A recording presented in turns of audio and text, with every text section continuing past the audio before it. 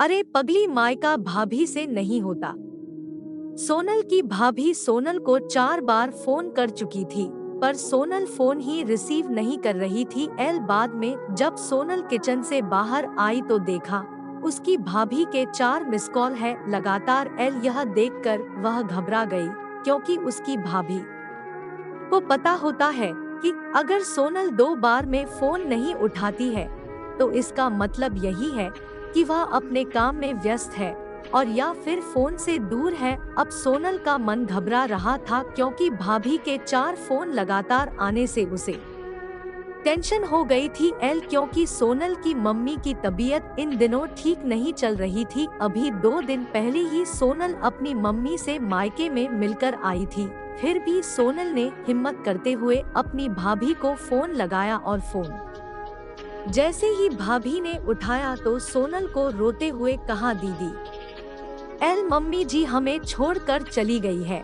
रात को अच्छे से सोई थी, सुबह आपके भैया और मैंने खूब उठाने की कोशिश की पर वह नहीं उठी। तब हमने डॉक्टर साहब को बुलाया, फिर उन्होंने बताया कि मम्मी जी अब नहीं रही। एल दीदी आप जल्दी से घर आ जाओ। इतना सुनते ही सोनल की आंखों से आंसू बहने लगे। एल पापा तो पहले ही उसे छोड़कर जा चुके थे और अब उसकी माँ भी नहीं रही। एल सोनल तो बिल्कुल बेहाल हो चुकी थी। अब सोनल ने रोते रोते यह बात सक्षम उसके पति को बताई तो सक्षम ने उसे संभाला और उसे जल्दी से कार में बिठाकर मायके ले गया। सोनल जैसे ही अपने घर पहुंची तो अपनी मां के शरीर को देखकर उससे लिपट गई और खूब रोई। एल आखिर में सक्षम ने उसे किसी तरह समझाया और मां का अंतिम संस्कार किया। एल सारे विधि विधान होने के बाद भी सोनल की रुलाई रुकी नहीं रही थी। उसे मां की बहुत याद आ रही थी। तब सोनल की मौसी ने उसके आंसू पोंछे और उसे संभाला और कहा, सोनल बेटा ऐसे दुखी मत हो। एल दीदी नहीं रही तो क्या हुआ, मैं हूँ ना तेरी मौसी। एल मेरा घर भी तेरा मायका है, तेरा जब मन करे तब आ जाना अपनी मौसी के पास। एल वैसे कहते भी तो है ना मौसी, मतलब माँ जैसी बेटी। मैं तेरा दर्द समझ सकती हूँ, क्योंकि तेरे पापा तो पहले ही तुझे छोड़कर जा चुके हैं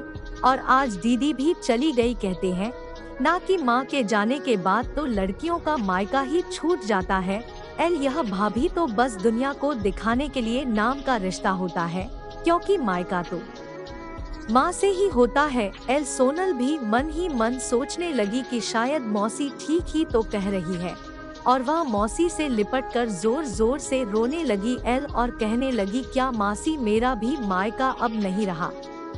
तभी सोनल की भाभी दूर बैठी दोनों की बातें सुन रही थी। पहले तो भाभी ने सोनल को चुप कराया और फिर उसे दिलासा दी। फिर भाभी ने मौसी से कहा कि मौसी जी आपने ऐसे कैसे कह दिया कि मायका केवल माँ से ही होता है।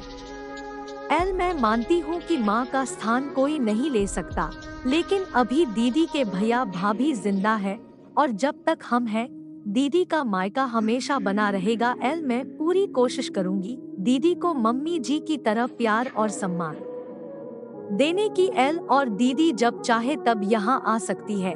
यह घर कल भी उनका था, आज भी है और कल भी रहेगा। एल मौसी जी मैं भी एक बेटी हूँ और मेरा भी मायका है और मैं अच्छे से जानती हूँ कि हम बेटियों के लिए मायका कितना महत्वपूर्ण होता है। मौसी जी आप दीदी को अपने घर जरूर बुलाइए, पर उन्हें अपने भैया भाभी के प्यार से दूर मत करिए। तभी मौसी ने कहा, बहू आज के जमाने में तेरी जैसी सोच रखने वाली भाभी बहुत कम मिलती है। एल मुझे माफ कर दे, मैंने सोनल को गलत राह दिखाई। एल तभी सोनल अपनी भाभी के गले लग गई और बोली, भाभी आज आपने मुझे विश्वास दिला दिया कि भाभी भी माँ के समान होती है और मैं संतुष्ट हूँ कि जब तक आप और भैया हो मेरा मायका सदा बना रहेगा। और किसी ने कहा है ना कि भाभी माँ के समान होती है। आज आपने मुझे इस बात का विश्वास भी दिला दिया है। दोस्तों जरूर बताइएगा कहानी कैसी लगी और अच्छी लगे तो जरूर हमें फॉलो कीजिएगा।